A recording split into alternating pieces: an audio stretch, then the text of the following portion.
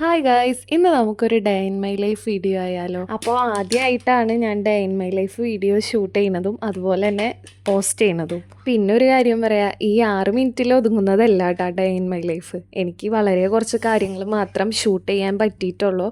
അപ്പോൾ അത് ഞാൻ മാക്സിമം ഷൂട്ടാക്കിയിട്ടുണ്ട്. അപ്പോൾ എണീറ്റപ്പോൾ തന്നെ ബെഡ്ഷീറ്റൊക്കെ മാറി നല്ല അടിപൊളിയായിട്ട് വിരിച്ചിട്ടുണ്ടായിരുന്നു. പിന്നെ ആ ബെഡിൻ്റെ അറ്റത്ത് കിടക്കുന്നതുണ്ടല്ലോ എൻ്റെ മോൻ്റെ ഫ്രണ്ട്സാട്ടോ. അവരില്ലാണ്ട് മൂപ്പരാൾ ഉറങ്ങൂല. മാന്, ടെഡി, അതുപോലെ തന്നെ ഫ്രണ്ട് എന്നാണ് മൂപ്പര് പറയുക. പിന്നെ മോർണിംഗിന് ഞാൻ സ്മൂത്തിയാണ് കേട്ടോ കുടിക്കാറ്. അപ്പോൾ ഇതിൻ്റെ റെസിപ്പി എന്ന് വെച്ചാൽ തലേദിവസം പാലിൽ പഴവും അതുപോലെ തന്നെ ചിയാ സീഡ്, ഓട്സ്, പിന്നെ ഗ്രീൻ ആപ്പിൾ എന്നിവ പാലിലിട്ട് വെച്ചിരുന്നതാണ്. പിറ്റേ ദിവസം അത് മിക്സിയിലൊന്ന് ജസ്റ്റ് അടിച്ചെടുക്കും, എന്നിട്ട് പിന്നെ അത് കുടിക്കും. പിന്നെ മോനിക്ക് ഞാൻ ദോശയൊക്കെ ഉണ്ടാക്കി കൊടുത്തിരുന്നു കേട്ടോ. അതെനിക്ക് വീഡിയോ എടുക്കാൻ പറ്റിയിരുന്നില്ല.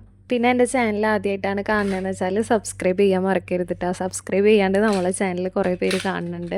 അപ്പോൾ മാക്സിമം സബ്സ്ക്രൈബ് ചെയ്ത് സപ്പോർട്ട് ചെയ്യുക. അപ്പോൾ ഇതാണ് ഞാൻ നേരത്തെ പറഞ്ഞ ആൾ കേട്ടോ. ഇതാണ് എൻ്റെ മോന്. അപ്പോൾ പിന്നെ അടുത്തത് ഞാൻ ചെയ്തതെന്ന് വെച്ചാൽ ഇയാളൊന്ന് കുളിച്ച് സെറ്റാക്കി. അപ്പോൾ അത് കഴിഞ്ഞാൽ തന്നെ ഒരു പണി കഴിഞ്ഞ പോലെ. മോർണിംഗ് എണീറ്റ് ബ്രഷ് ചെയ്യാൻ എന്തായാലും നമ്മൾ ബാത്റൂമിൽ കൊണ്ടുപോകുന്ന ടൈമിൽ തന്നെ ഞാൻ കുളിപ്പിച്ചെടുക്കും. അല്ലെങ്കിൽ പിന്നെ നമ്മൾ ബാക്കിൽ നടക്കണം കുളിക്കാൻ വായു എന്ന് പറഞ്ഞിട്ട്. അപ്പോൾ പിന്നെ അതിൻ്റെ ആവശ്യമില്ലല്ലോ, ഡയറക്റ്റ് അങ്ങനെ കുളിപ്പിച്ച് കൊണ്ടുവരും. പിന്നെ അവനെ കുളിപ്പിച്ചിട്ട് ചെയ്തതെന്ന് വെച്ചാൽ അലക്കാൻ കുറച്ച് ഡ്രസ്സുകളൊക്കെ ഉണ്ടായിരുന്നു. അപ്പോൾ അതൊക്കെ നേരെ വാഷിംഗ് മെഷീനിൽ ഇട്ടു. അപ്പോൾ അതിന് ശേഷം റൂമും കിച്ചണും ഹാളൊക്കെ ജസ്റ്റ് ഒന്ന് അടിച്ചു വാരി കഴിഞ്ഞിട്ട് ഞാൻ തുടക്കുകയും കൂടിയും ചെയ്തിരുന്നു കേട്ടോ. അതിൻ്റെ ക്ലിപ്സൊന്നും എനിക്ക് എടുക്കാൻ പറ്റിയിരുന്നില്ല.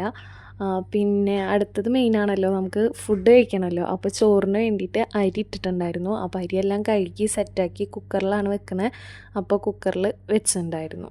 ശരിക്കും പറഞ്ഞാൽ രാവിലെ തൊട്ടിട്ട് നമുക്ക് ഇതാണല്ലേ വലിയൊരു ടാസ്ക്. രാവിലെ എന്തുണ്ടാക്കും, ബ്രേക്ക്ഫാസ്റ്റ് എന്തുണ്ടാക്കും, അതുപോലെ തന്നെ ബ്രേക്ക്ഫാസ്റ്റിന് എന്ത് കറി ഉണ്ടാക്കും, അതുപോലെ തന്നെയാണ് ഞാനും. പിന്നെ ലഞ്ചിന് കറി എന്തുണ്ടാക്കും, അങ്ങനെ ഒരു കൺഫ്യൂഷനാണ്. പിന്നെ ഇപ്പോൾ ഓണം റെസിപ്പീസ് ചെയ്യുന്നുണ്ട് വീഡിയോസായിട്ട്.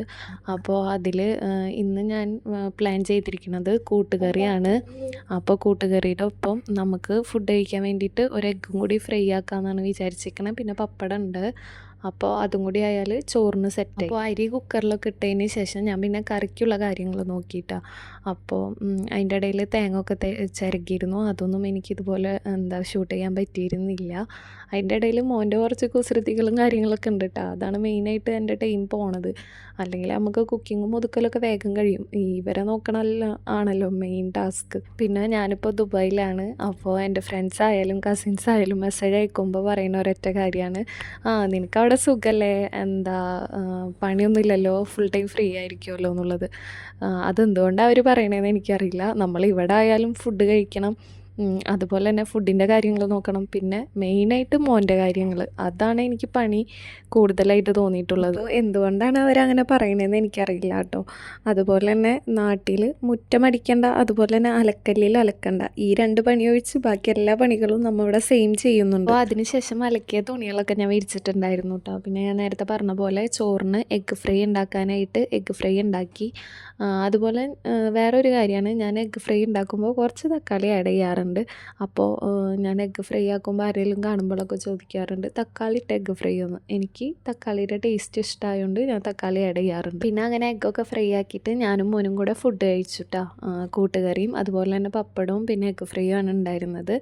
ഫുഡൊക്കെ അങ്ങനെ ഞങ്ങൾ 2 പേരും കൂടി ഇരുന്ന് കഴിച്ചു. അപ്പോൾ കൂട്ടുകറിയുടെ വീഡിയോ ഞാൻ എൻ്റെ ചാനലിൽ പോസ്റ്റ് ആക്കിയിട്ടുണ്ട്. അപ്പോൾ അത് കാണാത്തവരുണ്ടെങ്കിൽ ജസ്റ്റ് അതൊന്ന് പോയി കാണുക, അതുപോലെ തന്നെ സപ്പോർട്ട് ചെയ്യുക കേട്ടോ. പിന്നെ ഫുഡൊക്കെ കഴിച്ച് കഴിഞ്ഞിട്ട് മെയിൻ ടാസ്കല്ലേ പാത്രം കഴുകൽ, ഒതുക്കൽ, പിന്നെ കിച്ചൺ ക്ലീനിങ്. അപ്പോൾ അതൊക്കെ കഴിഞ്ഞ് പിന്നെ കുറച്ച് നേരം ഞാൻ മോനായിട്ട് ടൈം സ്പെൻഡ് ചെയ്യാറുണ്ട് കേട്ടോ. അതെപ്പോഴായാലും ഞാൻ കുറച്ച് ടൈം അവനക്ക് വേണ്ടി മാറ്റി വെക്കാറുണ്ട്. അവനായിട്ട് കളിക്കും. പിന്നെ അതുപോലെ തന്നെ അവനോരോ കാര്യങ്ങൾ ഇപ്പോൾ സംസാരിച്ച് തുടങ്ങിയിട്ടുള്ളൂ.